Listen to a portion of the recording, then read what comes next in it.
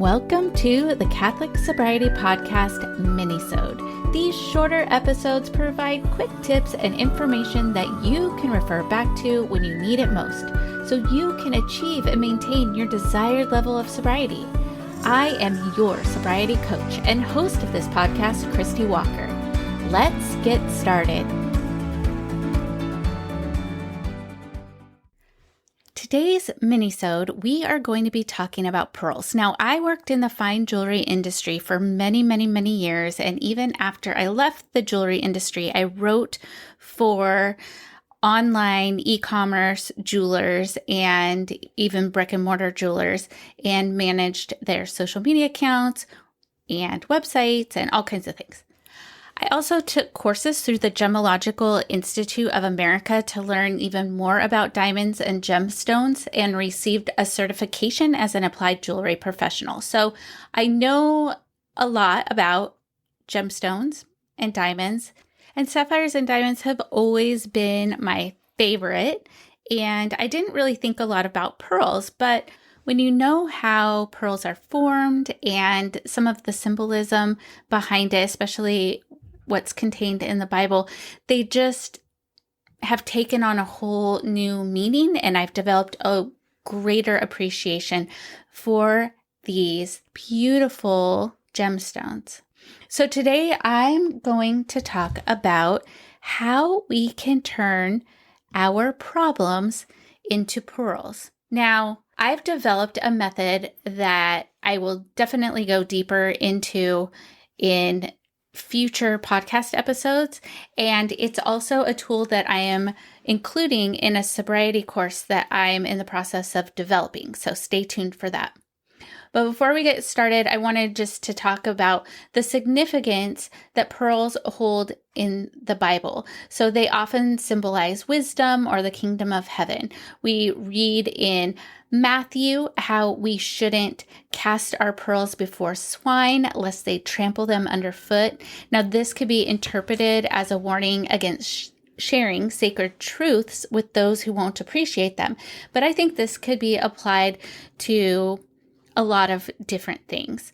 And then the pearl of great price is another reference to the kingdom of heaven, described as something so valuable that a person would sell all they have to obtain it. Now, when you work with God to turn a problem or an irritant into a beautiful, luminous pearl, it becomes a pearl of great price. It becomes something that is so precious to you because you allowed God's grace to surround that irritant over and over and over, and it creates this treasure that is a reminder of where you were and how far you've come. And that's the way that I view my recovery, my sobriety. Now, a pearl is formed, if you don't know this, a pearl is formed when an irritant, such as a piece of sand or a worm, makes its way into a shell of an oyster. And this is a natural pearl.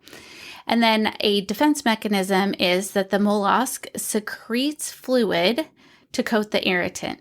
And that fluid is called nacre, or mother of pearl, which a layer of nacre is equivalent to if you were painting your fingernails, like a coat of nail polish. So that's a layer upon layer of nacre, and it coats that irritant. And it's an ongoing process that eventually forms a pearl. Now, this process can be a powerful metaphor for our own lives. So problems like a drinking habit that is troublesome, or other things that we may encounter in this life, those are like an irritant inside the oyster. They're uncomfortable, right? They're disruptive. But just as the oyster transforms an irritant into a pearl, we too can transform our problems into opportunities for growth. Sometimes they can become so precious to us that we wouldn't trade them for anything. But now, how do we do that? I've developed a 5-step method that I call the Pearl Technique. It's a tool that I created to help transform a troublesome drinking habit into a beautiful and illuminating pearl. So I'm just going to give you a brief explanation of the Pearl technique, and you can even start using it today if you like. So Pearl is an acronym, and the P means to pause and pray. So when we are faced with a problem, I want you to first take a moment and pause and breathe. This allows you to avoid reacting impulsively and instead respond thoughtfully. Use the pause and pray by asking God for guidance and strength to deal with the issue at hand. Now, the E stands for explore. Explore your thoughts about the problem. What are your initial reactions? Are there negative or self-defeating thoughts? I want you to recognize these thoughts as the first step towards changing them. We need to change our mindset, right? Romans 12:2 tells us to have a renewal of the mind. That is to see things in a heavenly way, not in an earthly way. And then the A stands for analyze. What are the facts? So after you explore your thoughts, it's time to separate facts from feelings. Emotions can cloud our judgment, making problems seem bigger than they actually are. By analyzing the facts, this helps you understand the true nature and the extent of the problem, which allows you to approach it realistically. And the R stands for reframe your perspective. Once you've separated the facts from feelings, I want you to try to reframe that perspective. Look for the silver lining. Look for the potential of growth in the situation. Remember that just like an oyster transforms an irritant into a pearl, you too can transform this problem into an opportunity for growth and forward movement. You don't have to stay stuck. Lastly, leverage your faith. Lean into the Lord. Draw strength from your beliefs and use them as a source for comfort and motivation. Your faith can guide you through challenging times and help you emerge even stronger. This Pearl technique provides a systematic and faith-based approach to dealing with problems, turning them from annoying irritants to precious pearls. Many of my clients have turned their journey to sobriety into their pearl. They've used their struggles with this disordered attachment as stepping stones towards a stronger, healthier, more fulfilling life.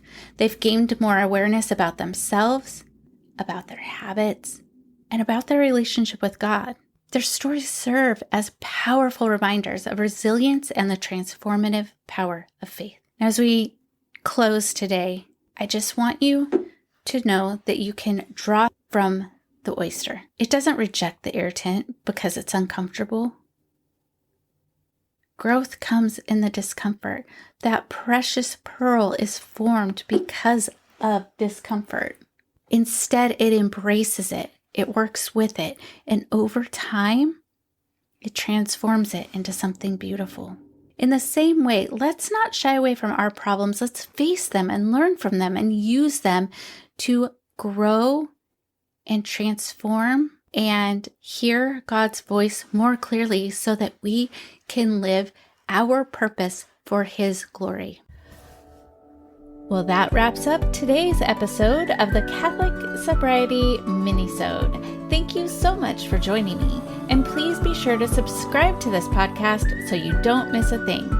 And remember, I am here for you. I am praying for you. You are not alone.